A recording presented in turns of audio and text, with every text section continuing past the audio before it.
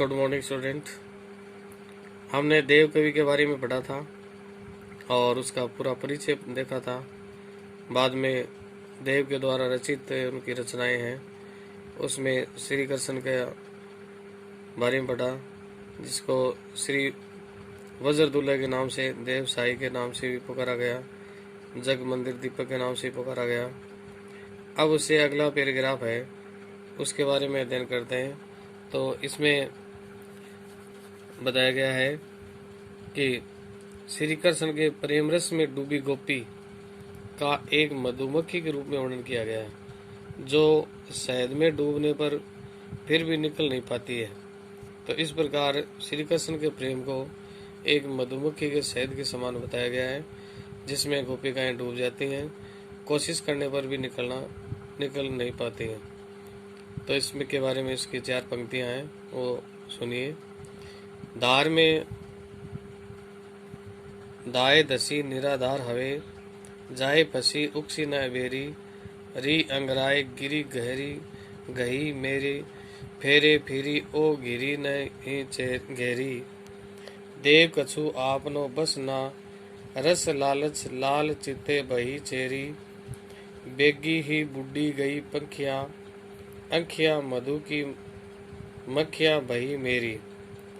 तो इसमें गोपिका कहती है कि धार में दाए दसी निराधार होए। धार धारा परवा बहाव, उसमें दाए फंस गई, निराधार हुए और बिना आधार के हो गई। तो गोपिकाएं श्री कृष्ण के प्रेम की धारा में फंस गई हैं और बिना आधार के हो गई हैं। उक्सी न अबेरी, तो अबेरी का मतलब निकल जाने पर भी, उक्सी माने उकसने की कोशिश कर रही है, बाहर निकलने की कोशिश कर रही हैं, तो वो भी बाहर नहीं निकल पा रही हैं। री अंगड़ाई गिरी गहरी, और री मानी लेना, अंगड़ाई में अंगड़ाई, गिरी गहरी और गहरी गिरना। अंगड़ाई ली गोपिका ने श्री कृष्ण जी के प्रेम के लिए, तो और गहरी प्रेम जाल में फंस गई। जैसे मधुमक्खी है, वो शहद में गिर जाती है और निकलने की कोशिश करती है तो और गहरी डूब जाती है, उसी प्रकार। फेरे फिरी ओ गिरी न गहरी, फेरे माने लौटाने पर भी, फिरी माने नहीं लौटी, ओ गिरी न गिरी, गिरी में गहरी मानी होता है गिर जाने पर, गिरी मानी पकड़ में आ गई। तो निकालने की कोशिश करने पर भी वह नहीं निकल पाई, ज्यादा और प्रेम जाल में उसमें फंसती गई, यानी ज्यादा पकड़ में आ गई। अब इसके बारे में दोबारा से सुनिए कि श्री कृष्ण के प्रेम रस में पगी अपनी आंखों की दशा का वर्णन करते हुए कहती है कि कोई गोपी या नायिका ये कह रही है कि उनकी आंखें बिना सोचे समझे श्री कृष्ण के प्रेम रस की धारा में शीघ्रता से प्रवेश कर गई और प्रिय कृष्ण के प्रेम प्रवाह में प्रवाहित होने लगी। उस रस धारा में ऐसी फंस गई है कि निकालने का प्रयत्न करने पर भी नहीं निकल पाई। तो एक सखी दूसरे से कहती है कि अरे सखी, निकलना तो दूर की बात, अंगड़ाई लेकर उस रस धारा में और भी गहरी आनंद विभोर होकर प्रेम में और अधिक मग्न हो गई। देव कछु अपनो बस ना, रस लालच चिते भई चेरी, चेरी मानी होता है दासी, चित्ते मानी होता देखकर, लाल मानी श्री कृष्ण। तो क्या कहा गया, उसने बताया कि इन आंखों पर मेरा कोई वश नहीं रह गया।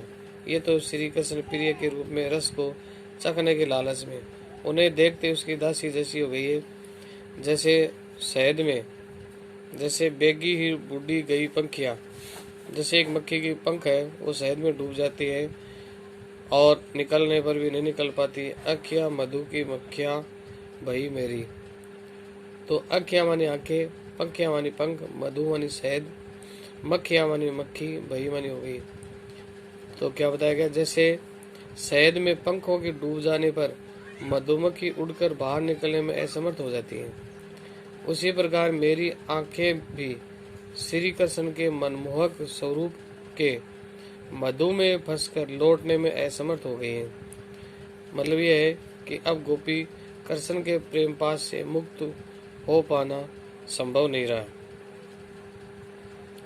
तो इस प्रकार कृष्ण और गोपिकाओं का प्रेम इन पंक्तियों में बताया गया। अगला पैराग्राफ है, झरी झरी गिरी जीनी बूंद है परनी मानो, गहरी गहरी घटा गहरी गगन में, आनी कहो श्याम मोसो चलो झूली बे को आजू, फूली न समानी भई ऐसी हो मगन में, चाहती उड़ियो उड़ गई सो निगोड़ी नींद, सोए गए भाग मेरे जागी वा जगन में, आँखें खोली देखो घन है न घनश्याम, वे छाई बूंदे मेरे आंसू होए दृग नैनन में। इस पैराग्राफ में बताया गया है कि अपनी सखी से श्री कृष्ण क्या है, अपनी सखी को कृष्ण मिलन के सपने के बारे में बता रहा है, जो सपना बन करके रह गई है, जो क्या है सपन के रूप में रह गई है। झरी झरी झरी झरी मानी होता है झकोरों के साथ, जैसे बारिश होती है और उसके लहरें बरसती हैं और वो झकाझोर हो जाती है। झीनी बूंद पड़ती मानो, झीनी मान नन्ही या पारदर्शी, नन्ही नन्ही जैसे बारिश की बूंदें गिर रही हो। गहरी गहरी घटा गहरी गगन में, और आकाश में गहरी काली घटाएं छा रही हो। आनी कहो श्याम मोसो चले झूली भी आओ। तो एक सखी दूसरी से कह रही है कि सखी आप श्री कृष्ण को बुलाइए, जो मेरे साथ इस मौसम में झूलने को चले। चलो झूली बे आजू, आज है हम झूलने के लिए चले, क्यों बरसात का मौसम है, बारिश हो रही है, जिनी जिनी बूंदें गिर रही है, तो इसलिए अब मेरा मन है रोके नहीं रुक पा रहा है। तो आप श्री कृष्ण से कहिए कि वो आए और मेरे साथ झूलने के लिए चलें।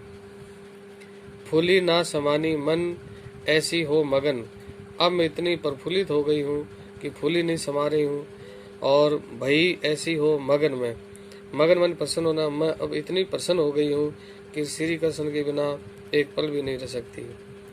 छाती उड़ गई सो निगोड़ी नींद। इस प्रकार मैं श्री कृष्ण को अपने मन में बसाना चाह रही थी, इतने में ही ये निगोड़ी एक जो अपमानित शब्द है नींद के लिए, वो है उड़ गई, यानी उसकी नींद उड़ गई और जागृत हो गई। सो गए भाग मेरे जागी वा जगन में, जगने पर उसको लग गया कि मेरा भाग्य ही सो गया है। जागने पर न तो क्या है कुछ नजर आया, आंखें खोली देखो घन न श्याम घनश्याम, आंख खोल करके देखी न तो घन है यानी कोई बादल है, ना घनश्याम न कोई श्री कृष्ण है।